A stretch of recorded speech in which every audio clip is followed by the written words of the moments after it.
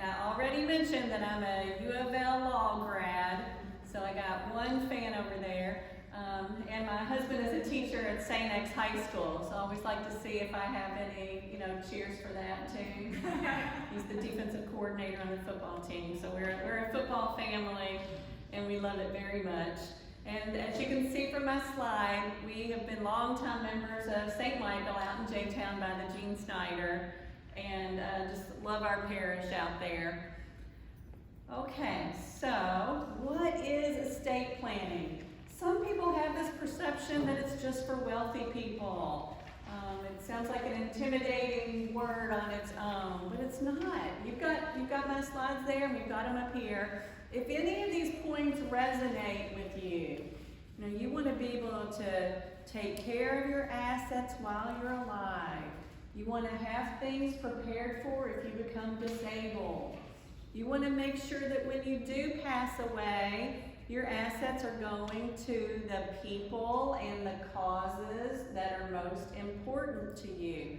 If any of these things reflect how you feel, that's about having an estate plan. It's about getting the documents in place pertaining to all your assets so that you don't have to face difficulties during life or after you pass away. So estate planning is for everyone, right? And really, sometimes I get the question, well, at what age should I get my estate plan together? All right, does everyone in here think that they're old enough to have an estate plan? If you're 18, it's not too young to have an estate plan. Once that adult, 18 is an adult, they say, once that adult has a bank account and they have a car in their name, what's going to happen? And we certainly found out when our children left for college that if they don't have our name on there, those people will not speak to us, right? Because once they reach 18, they are an adult in the eyes of the law. So there are some documents that it's good for even 18 and 19 and 20-year-olds. So talk to your children and grandchildren about that too. But estate planning is for everyone.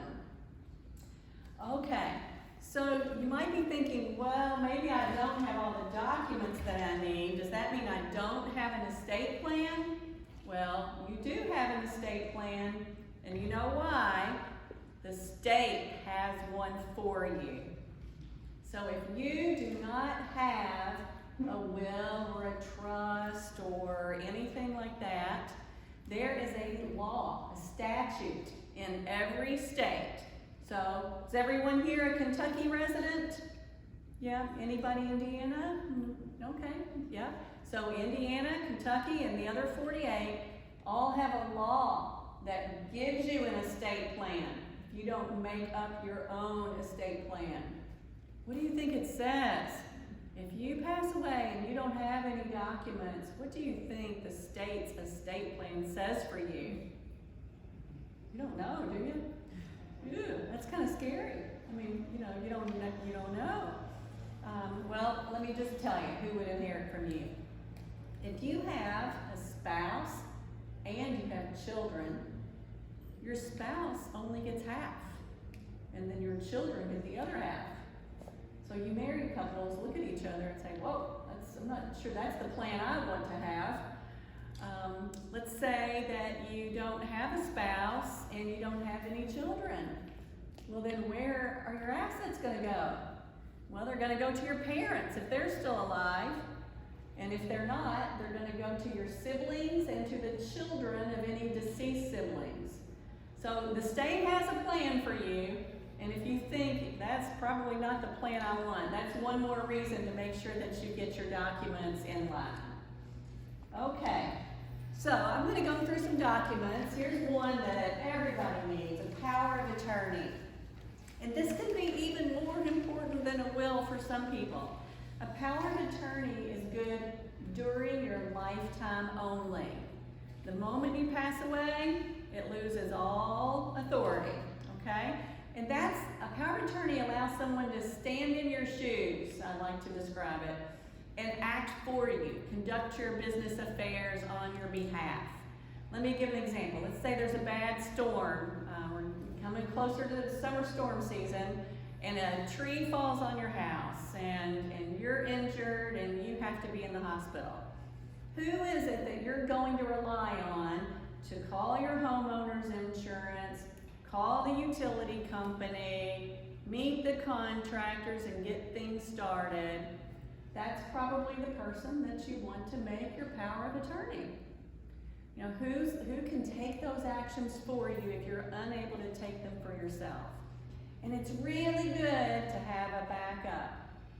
When I'm preparing people's documents, I want them to last as long as possible.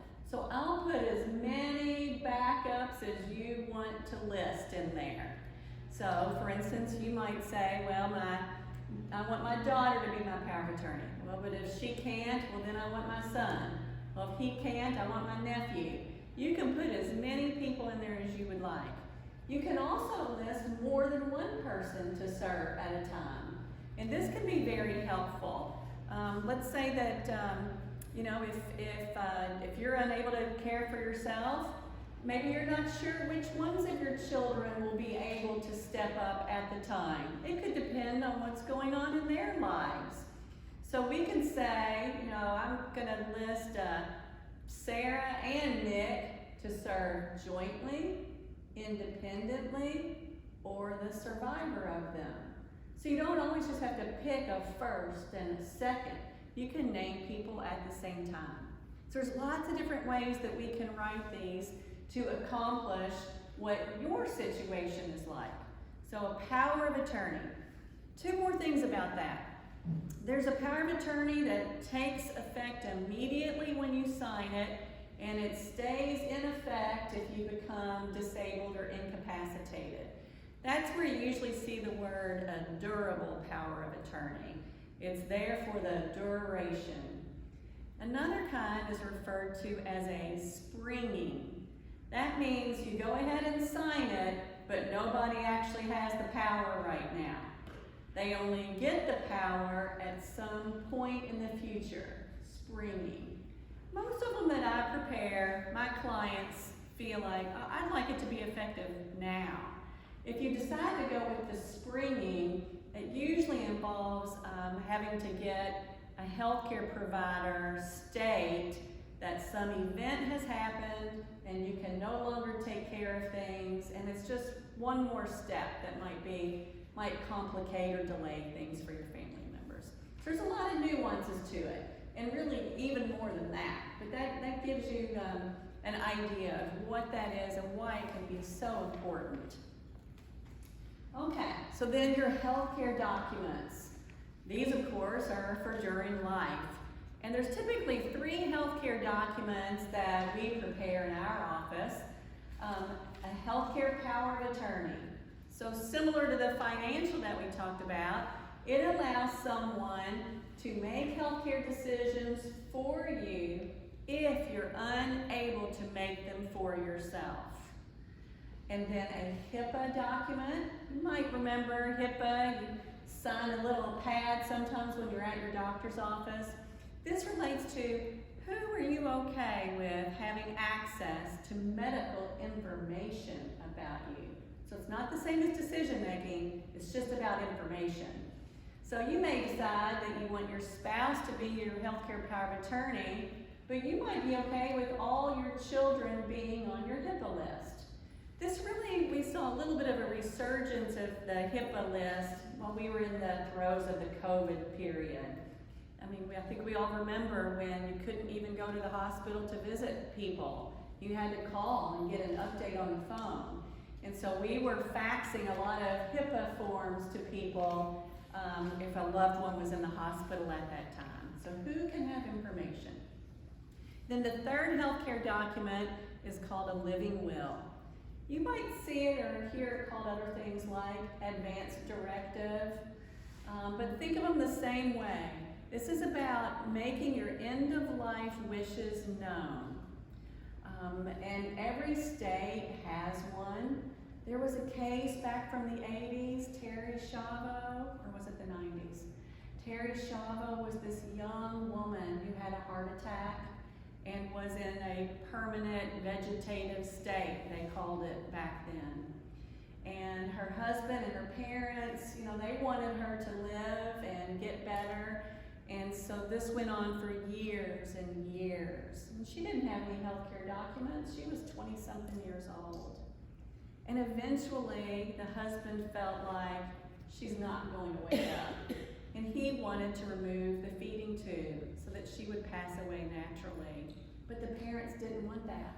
And so they went to court, and then they fought over whether to remove the feeding tube or not. And then finally the feeding tube was removed and she passed away naturally. And I believe from the day of her medical event to when she finally passed away was about 15 years. So again, documents, they're not just for when we get to our more senior years. Young people need these documents as well. So in Kentucky, if you were deemed to be permanently unconscious or terminally ill, that's what the Kentucky Living Will outlines. And you can make your wishes known by some choices and boxes on there about whether you would want to be on a ventilator in that situation, or whether you would want that ventilator to be withdrawn or removed so that you could pass away naturally. So lawyers walk their clients through those documents.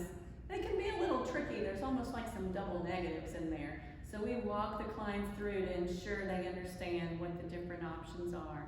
You can also make your wishes known about organ donation. And so sometimes I have clients say, oh, they wouldn't want any of my organs. But when my mom passed away, she passed away of cancer, but she was still able to donate both her corneas. So it was a wonderful thing. Our whole family thought it was really neat that she was able to give that gift of sight to 2 other people. So don't count yourself out that you don't have any organs that would be good for anyone else. It's really amazing, what they can do. Okay, any questions right now? Just take a breath. We've talked about these documents you need during life, power of attorney and the healthcare documents. Anybody good? Yes, question. So if I had a living will and my wishes were out there, but I was not able to make a decision, could somebody contest it? Like, if I have 2 children and one of them says, no, I want everything, and the other one says, no, let's go by the will, could there be any complications? Okay, let me make sure I understood your question. You're talking about if you have a living will, about your end-of-life wishes, about being kept alive artificially. You're wondering if perhaps your children could come and object to that and say, no, don't take her off of the life support. Correct. Okay. Well, so I'll start it with this. We probably all know that lawyers will sue anybody, right? Not me, but I've heard that said about other lawyers. So could it happen? It could happen. But there is an established document in Kentucky. You can find it on ag.ky.gov. That's the Attorney General website here in Kentucky. And we use the very same form. So it's established, it's known, it is accepted. And on that form, you either are supposed to have 2 witnesses to your signature or a notary. And if you have executed that document and you've got the 2 witnesses or you've got the notary, then you have done it the right way, the way that the state of Kentucky says to do. Now, I can also tell you, when people are at end of life, what do you feel like the hospitals want? They want everyone to be in agreement, ideally. They want everyone to have had their opportunity to come and say their goodbyes. So that they hope for a peaceful passing. So I would say the best way to avoid that possible scenario that you outlined is make sure you communicate your wishes. Have that document in place, get it on file. How many of us have gone to the hospital for a test? You know what they ask. Do you have a living will? Is it on file with us, right? So get it on file, and communicate how you feel about it to your loved ones. That's, I think, the best advice I could give you about that. Yeah. Okay, yes, another question. ag.ky.gov. So it's a state government website. There's a whole nice little Kentucky Living Will packet that you can print off of there. Okay. All right, let's see here. Okay, now we're going to change topics a little bit. What is probate? Has anyone been to probate court before? Yeah, a few. Okay. So what is probate? So probate is often called the lawsuit you file against yourself and you have to pay for it. It's a court proceeding in front of a judge. And so probate is when you pass away, and if you have a will, you go to court. If you don't have a will, you go to court. I got a text from a friend just yesterday, and she said, I have a friend and he wants to know how he gets an appointment with the judge to show him the will. It's not that easy. We have some great judges that handle our probate docket. They really are fantastic. But the process is not so fantastic. Probate can be long, it can be expensive, and it's public. And so those facts alone sometimes make people want to know, how can I avoid having my loved ones go to probate court when I pass away? So to just walk through that a little bit more, so the court process, we prove the validity of the will. So you physically take the will to court and give them the will. And then if it's executed correctly, it's accepted. And then an executor of the estate takes an oath and promises to take care of everything legally. And then from the date that the executor is appointed, the estate must remain open for at least 6 months. And that 6-month period allows any creditors to come forward. Oh, there's an unpaid x-ray bill for $14. Oh, there's an old Macy's credit card for $89. So if there's creditors, they can say, hey, that person owed me some money. And then when the 6-month period concludes, then the executor can take the final steps of distributing the assets and closing the court process. But if there's still a final tax return to file and taxes to be paid or a tax refund, well, then you have to keep it open. Because once the executor closes the process, they lose all of their authority. They can't act on behalf of the estate anymore. So you have to keep it open long enough to make sure all those things are taken care of. So that's why it typically takes a year, or maybe even up to 2, to get through the court probate process in Kentucky. Does that sound like something that you want to go through, or you want your loved ones to go through? No. Okay, but I've got good news. We can often avoid probate through proper planning, and I'm going to tell you all the variety of ways that we can do that. So here are ways to avoid probate, and there's several. So first of all, make sure you have beneficiaries. So on a life insurance policy or an IRA, you can put beneficiaries. Occasionally I see where maybe a husband and wife had each other, but when the second one of them passes away, oh, they forgot to ever update the beneficiaries and put someone else on there. So it's a good thing to look at every once in a while. Do you have a primary beneficiary? Do you have a secondary beneficiary? So if you've got a beneficiary on asset, it doesn't have to go through the court process when you pass away. Another one we call transfer on death or payable on death, TOD-POD. So for instance, a bank account. And maybe you've got your checking account and you can go to the bank and put a payable on death designation. Now, I want this account to go to my sister when I pass away. You can put her name with the bank as your payable on death. And so if you have that on an asset, then that doesn't have to go through the court process when you pass away. Another way is if you co-own assets. So let's take husbands and wives. It seems very common to me with the people that I meet that husbands and wives often own just about everything jointly.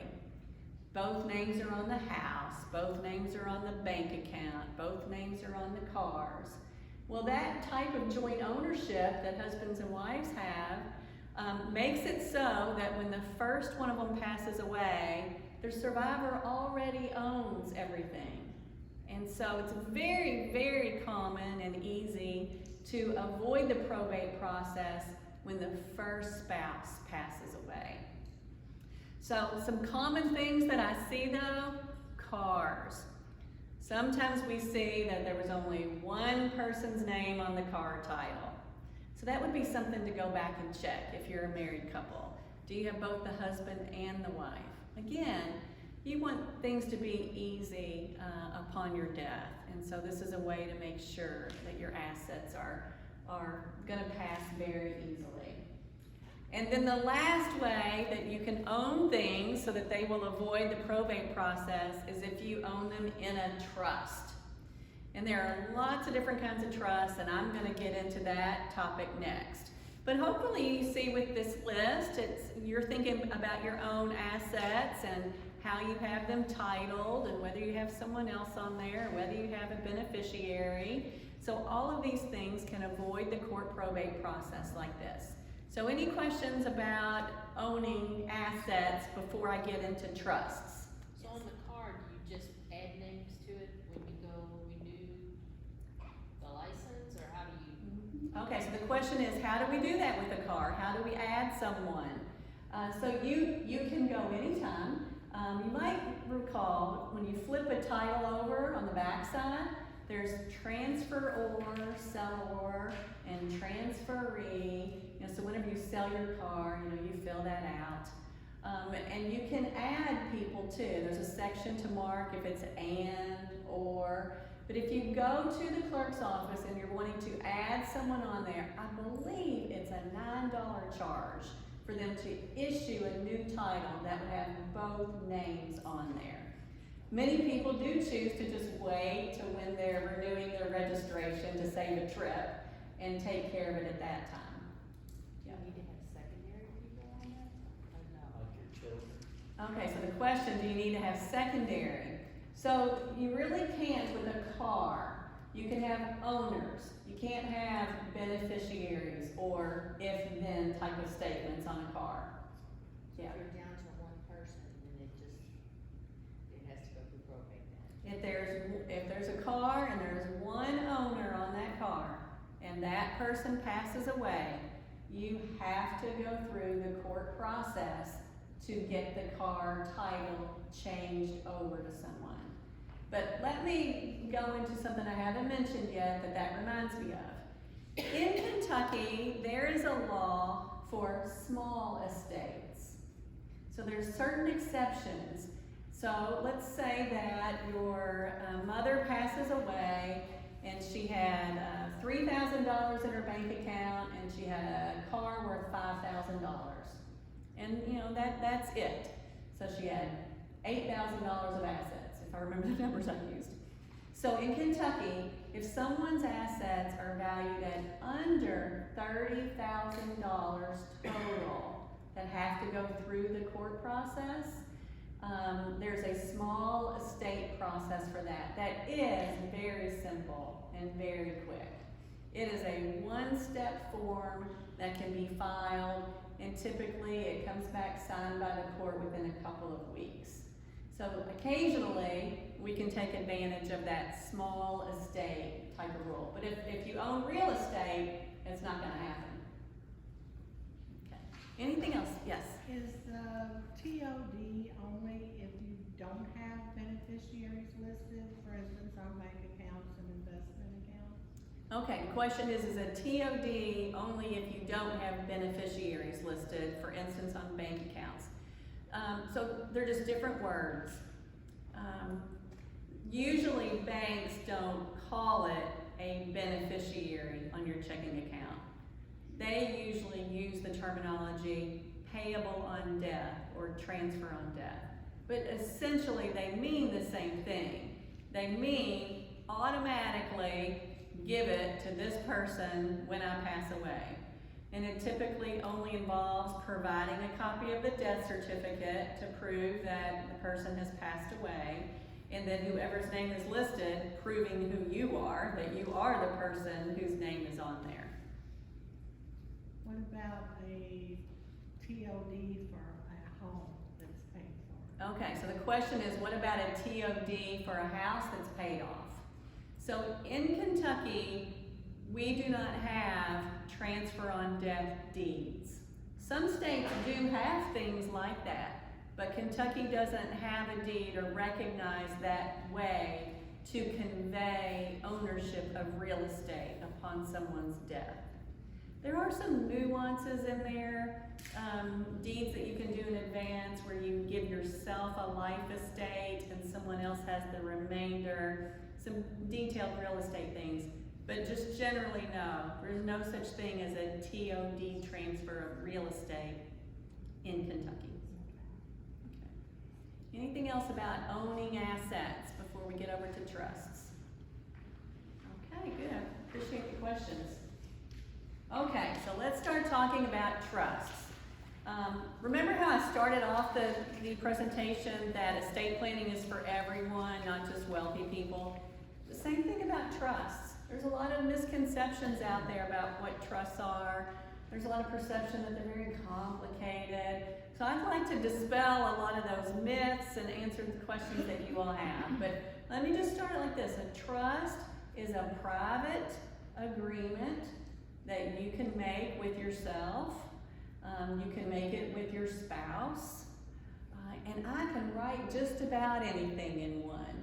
If you can tell me how you want it to be and what you want to happen, I'll take on that challenge of finding the words and how to write it. This is your contract that you're making, okay? So think of it that way. So the person who makes the trust is called the grantor. Sometimes they're called the trustor or the settlor. That's the person who makes it. And then the person that runs the business of the trust is called the trustee. Kind of like the power of attorney over the trust, the trustee. And then whoever gets the benefits of the trust is the beneficiary. So for example, my husband and I, we have a trust. It's a joint trust that we made together. We're the grantors, we're the trustees, and we're the beneficiaries. It's all for us during our lifetime. It's the way that we oversee the ownership of our house and our cars and our bank accounts. They're all owned by our trust. And our trust uses our social security numbers. So it's very transparent in that respect. It doesn't have to get a tax ID number. We just use our social security number. So when I gave the information to the bank, I didn't have to get a new account number. I just kept the same account number. My checks don't have to say that they're the Bart and Cheryl Bruner Trust on there. They just still have our names. Now there are exceptions to that. There are a couple of banks that aren't so easy to work with, but most of the banks in town are very great to work with and don't require new account numbers. So that just sort of gives you a picture. You know, that's what our trust looks like. So another thing a trust does, I mentioned, it helps oversee mine and Bart's assets and affairs during our lifetime.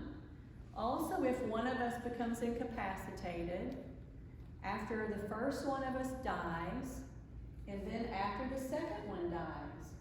So it's for life and after death, this whole span. So a big difference between that and a will is a point in time. At the time that you passed away, what did you own and where did you want it to go? And a trust is very different than that. It includes what you want to do with your assets when you pass away, but it has more than just that. So because it's in effect now, it helps provide for very smooth transitions for incapacity and after death. Perhaps you've had this situation before where someone passes away and their bank account is frozen. And you're thinking, well, how are we going to pay their bills? Well, you have to go to court, get appointed as the executor, and then you can get that bank account open again. Well, with the trust, you don't face that. Because with the trust, it can keep on going even after you pass away. So that smooth transition is something that really makes that time of heartache or time of grief a little bit easier to at least conduct your business affairs. Okay, so it also gives a lot more flexibility in the planning than a will does. Now again, I've already said, a will is just a point in time. Now if you've got a husband and wife has her will, husband has his will. We'll just say wife passes away first and she leaves everything to her husband. That's a very common thing that I see. Well then the husband, he can change his will. He can do whatever he wants later on. And that happens. But again, a joint trust, for example, this is where Bart and I have made our wishes together of what we want. And so a way that a trust helps with that, when I pass away, the assets in our trust are going to get divided into 2 shares. There's the half that's going to be for my husband to do whatever he wants with. And then the other half is going to be there that he can still use if he needs it. They're both still there for him. But when he passes away, whatever we said about my half is going to happen. If he changes his mind about his half, he decides, well, I have some new causes and charities that I've been volunteering with. I want to give some of what's left in mine to those charities. Well, the ones that I've picked are still going to be honored, out of this share. So it's a way for husbands and wives to have their joint wishes honored that still gives some flexibility to the survivor, but helps protect the wishes of the first one who passes away. So that's one of the benefits that a lot of married couples like about having trusts for their planning instead of only a will. Another thing about trust that's nice is when someone passes away, the trust administration, the equivalent of probate, the trust administration happens quickly. You don't go to court, so it's private. It usually doesn't cost a lot because you've put in the work up front of getting everything in order, and it happens very quickly. I had a family from one of the local churches in my office a couple of months ago, and their father was the second parent to pass away. And he had a trust that another law firm had done like 20 years ago. And so the 4 adult kids came in, and I, read through the trust, and the kids had already talked. And one of the children wanted to have the father's house as part of her share. They were all in agreement. We basically just prepared a spreadsheet. How much was left in his investment account? How much was in the bank account? How much is the house worth? We agreed, let's get an appraisal of the house so that we've got a nice objective way of seeing how much it's worth. And I just did a little spreadsheet, and the house went to the one child share, and then we adjusted the dollars that the other 3 got, and we were finished in a month. I wouldn't have even had a court date to have someone appointed to be an executor yet in a month. The last time I filed one, I think it was about 5 weeks before my date came where I got the executor appointed. So that, having things just really taken care of in advance so that it can be private and quick upon your death, that's something that a lot of people like about having trust planning. All right, let's talk about some other benefits. Okay, so I've already given you the example of my husband and me. We have a revocable trust. That means that we stay in charge of it. We can change it together, amend it, revoke it anytime. As long as we're both in agreement, we can make any changes we want to our trust, okay? So we stay in control of everything. And we've named who the successor trustees would be. If we become incapacitated or after we pass away, we've already named who is going to be the trustee to oversee things, so the wrapping up of our affairs. And just like I mentioned earlier about power of attorney, we can list people jointly, we can list people in succession, whatever seems like it works for you and your family, we can write it that way. And it avoids probate court and it stays private. When you go to probate court with a will, someone's will becomes a public record. It's recorded the same place where deeds are recorded. It's a public record. But when you have a trust, it stays private. Nobody needs to know all the details of what you had and who you were leaving it to. So that's another feature that a lot of people like. Okay, some of these features are things that people really value about trust. Okay, I started with the example. I guess I'll keep using my husband Bart and me. So let's say that I pass away and he eventually finds love again and is going to get married. I'm all for that. I've already told him if something happens to me, I want him to get married again. But what do I not want to happen? I don't want everything that we worked for together to end up going to his new wife and for our children and grandchildren to get nothing, right? I mean, I don't want that. Most people don't want that. That's another thing that a trust can do. It can help protect your plan against a subsequent remarriage by the spouse. I see it often where it happens, and you've probably seen it too, if you think about situations. Another benefit. So when Bart and I pass away, we're leaving part of our estate to our 2 children, and when they inherit it from us, it's going to be in their own trust. And while it is in their own trust name, it's protected from their own divorce, bankruptcy, judgments, creditors. So they can have their inheritance money wherever they want. They can have it at the bank or the investment, they can have it invested anywhere. We're just talking about the name. If the name on their accounts is their trust that came under mine and Bart's trust, it has these protections, which sounds really good, doesn't it? There are all kinds of standby provisions that we put in trust. Things that may never be needed, but they're in there just in case. For example, when our firm writes trust, we include supplemental needs trust as a standby provision. So let's say, for instance, that one of my children becomes disabled, an illness or an accident or something. Then my trust already says that child gets a supplemental needs trust. That means that the receipt of their inheritance someday will not get them kicked off of any government benefit programs that they might have because of their disability. It also says that my disabled child can't be in charge of the money that they inherit.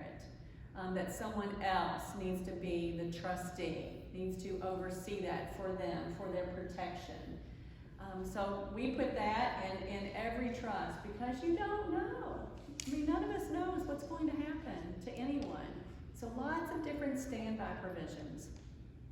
Another one that's common, have you ever seen a scenario where someone you knew had to go to guardianship court and become the legal guardian over someone, maybe because they have developed dementia and were not really overseeing their own affairs and maybe weren't being cooperative with that.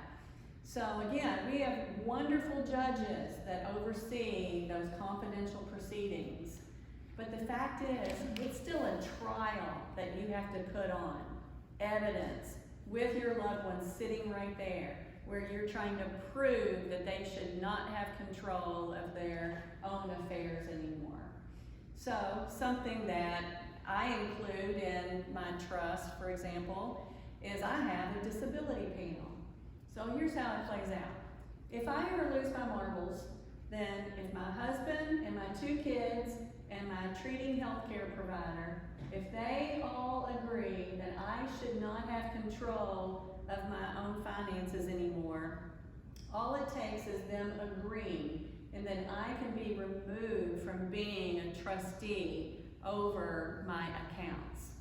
So no one has to go to guardianship court and put on evidence in a trial that that power should be taken away from me. So I hope you're seeing there's lots of different things that can be included in a trust to help provide for periods of incapacity or accidents that happen. Things that we know can devastate families anyway. But to know that all the legal documentation was all set up in case that happens can really help reduce that stress that's on a family in that situation. I mentioned one other thing in here. There's a new law from 2020. I'm not sure when I'll stop calling it new, but it came out during COVID, so a lot of people didn't really hear about it. And it gives married couples a new option that has some tax advantages to it. So when I have married couples come to my office and to talk about trust, and I'm educating them about their specific situation, I talk about what this law does and help them choose whether it would be a good option for them or not. Okay. All right, so now I'm going to switch over to another kind of trust, irrevocable trust. Some people pronounce it irrevocable. I always just say irrevocable. So remember, my husband and I, we have revocable. We can change it. So irrevocable, you can't revoke it. You can't change it. So why would somebody want a trust that they can't change? There must be some kind of benefit to it for somebody to want that, right? So I've given you a couple of examples. A supplemental needs trust. I've got a client and there's a nephew in their family who's disabled, and they wanted to set aside funds to help ensure that he would be taken care of for life. So occasionally we set these up as a standalone supplemental needs or special needs trust that's there to supplement their needs. Not replace any programs or benefits that they have, but to supplement their additional needs. So that's one type of irrevocable trust. Another kind we commonly refer to is a Veterans Asset Protection Trust or a Medicaid Asset Protection Trust. We give them a nickname of VAPT or a MAT is what we call them. That's a type of irrevocable trust that can help protect some of your assets to ensure that they're still going to be there for your spouse or for other people who are dependent on you, or for things that you want to be sure that you can pass down to your children, etc. It's commonly known as a way to help someone become eligible for Medicaid coverage in a skilled nursing facility, perhaps sooner rather than later. We'll have people that have a family farm, and no one would want to be forced to sell the family farm because someone needed a nursing home. Or maybe there's a family cabin at the lake that's been in the family a couple generations. When someone needs skilled nursing care, it is very expensive, and there's a process where you essentially have to spend down to certain very low limits before Medicaid will come in and pay. So an irrevocable trust can be used to protect certain kinds of assets so that they wouldn't have to be sold and all of that money spent for that type of care. Because, I'm sure that you all feel similarly. When I have a married couple in my office, their primary concern is they like to make sure that they have enough financial resources to take care of themselves for their lifetime. And then secondly, they would like to leave some money to the causes that they care about. and to family members that they care about. And so by understanding what someone's assets are, what other resources they have, and what their concerns are, you know, a knowledgeable estate planning and elder care lawyer can tell you what all the various options are to accomplish what your goals are. So when you do this irrevocable trust, you know, I was talking about it being a little bit different. If I made an irrevocable trust, I cannot be the trustee over it, and I cannot be the beneficiary of it. So you have to give up the legal control and the legal benefit of whatever assets you put in that irrevocable trust. So you have got to have someone in your life who you really trust to be that trustee and to be the person who will be the lifetime beneficiary of those assets. So this is a very detailed area of the law. It's very case specific. And for instance, I mentioned earlier to a couple of you, when I'm in my office explaining this to a potential client, I have my big paper flip chart out there, and I'll put the client's specific information so that you don't just have to hear a general presentation about this. You can know very specifically, how would this apply to my spouse and me? You know, how would this apply to me and my loved ones? And so that involves understanding what all your assets are and what all your income streams are, Social Security, pension, any required minimum distributions from an IRA, any long-term care insurance that you might have. And so I walk clients through understanding how all of those things are viewed in Kentucky so that you can understand that more, and how and when Medicaid could possibly come into play in the future for that. Any questions on that right now? Well, I take a breath and a drink. Yes? Yes?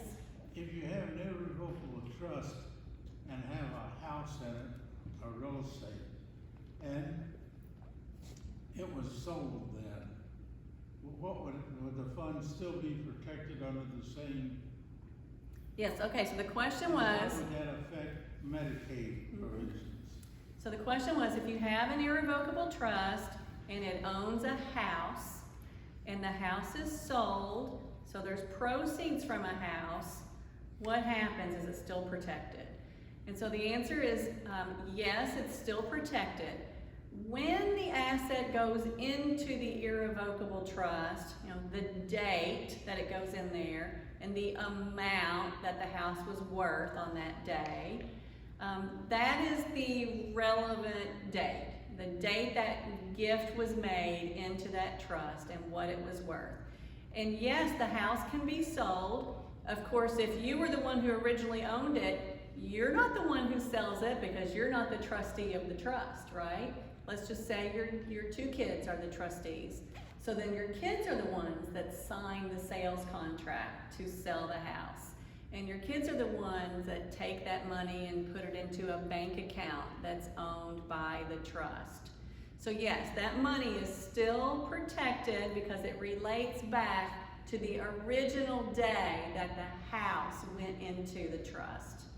And I think what you're maybe referring to, under our most states' Medicaid laws, and Kentucky is included in this, there's what's called a 5-year look-back period. So if you have put your home into an irrevocable trust, the date that it's deeded in there starts that clock ticking on that 5-year look-back. And so if it's sold and replaced with money, it still relates back to the original date. And you had a question? So that wouldn't affect applying for Medicaid, they couldn't come back and say, you got too many assets because it's in somebody else's name, correct? So the question was, selling that house is not going to impact Medicaid, they can't come back. So, correct, again, the way that our firm writes trusts and that we know we can stand by, when you put the house in the trust, that's the start of the 5 years. So as And- long as you're at year 6. Yes, Be okay. yes, Okay. yeah, in that example, yes.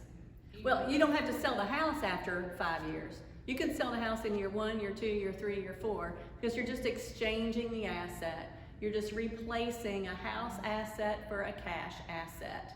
So you're just replacing the asset. The house can be sold at any time after it goes in the irrevocable trust, and the trustee is the one that takes care of the business. Yep. Other questions?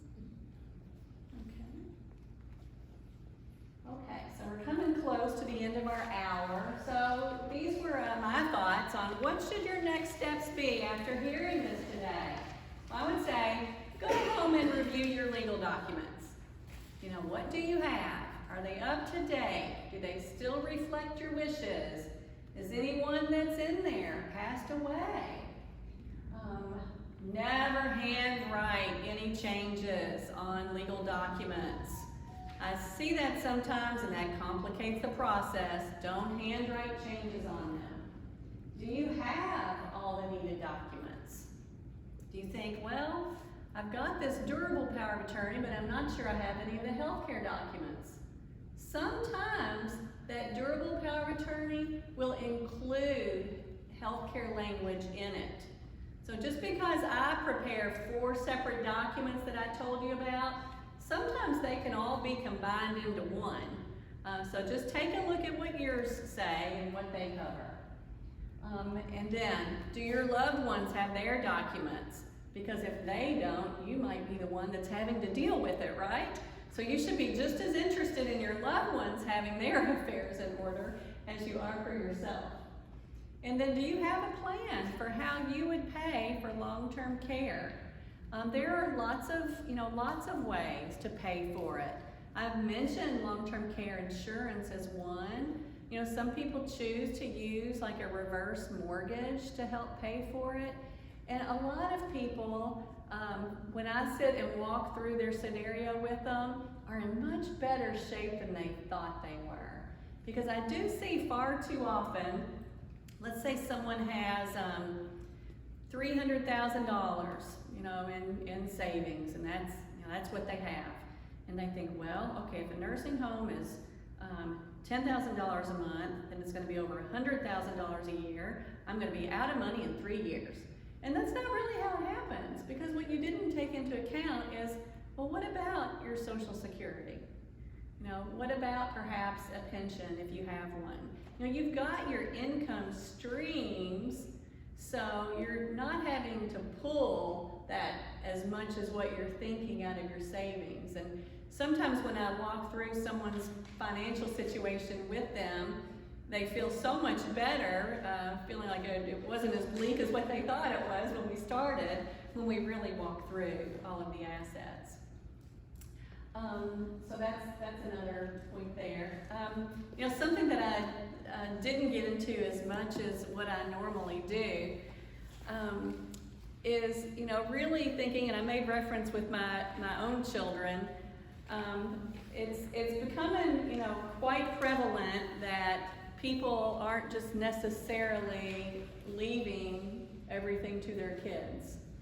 I hear, lots of comments when people come into my office, about things like that.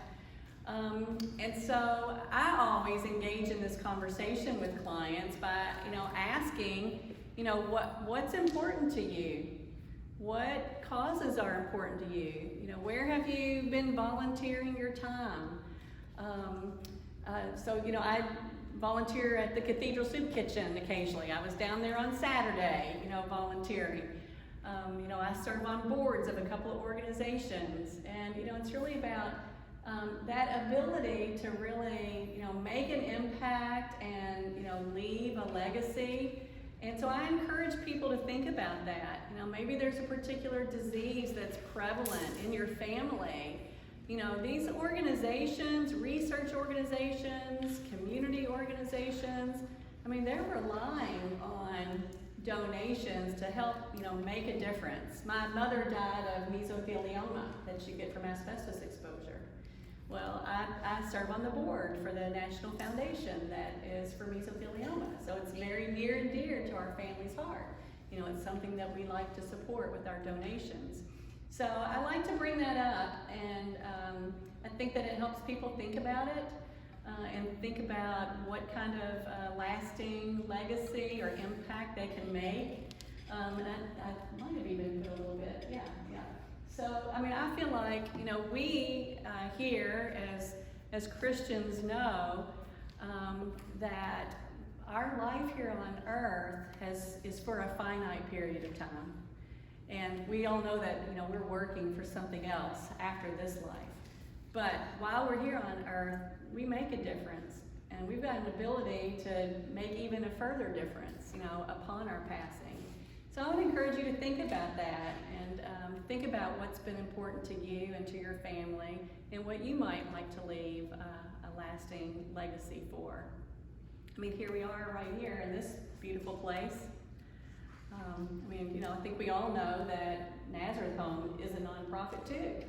You know, what are the places that have made a difference to you and your family, and how do you feel about those? So that's one of the things that I'd like to leave with. I probably should have reversed these, because here's the bad news. 70% of families end up in court when someone passes away, because they either haven't planned or they have a will. And remember, a will is the lawsuit you file against yourself and pay for out of your own assets, basically. So you can prepare an estate plan through the variety of ways that I've talked about that can help make sure that everything is in line according to your wishes, and can even avoid that court probate process later on. Okay, so I'm glad I was able to keep you all on schedule for your hour. I'm delighted to be here and share information with you all. I am sticking around to take questions for a while if you'd rather talk about something that's more private than that. And I think with that, we'll conclude this month's session, and thank you all for being here. Thank you. There is a survey in your packet too, if you wouldn't mind filling that out. It helps us know what other topics are important to you, and that's what these community education series serves as our way of helping you with some of the questions you have around long-term care planning. So thank you so much.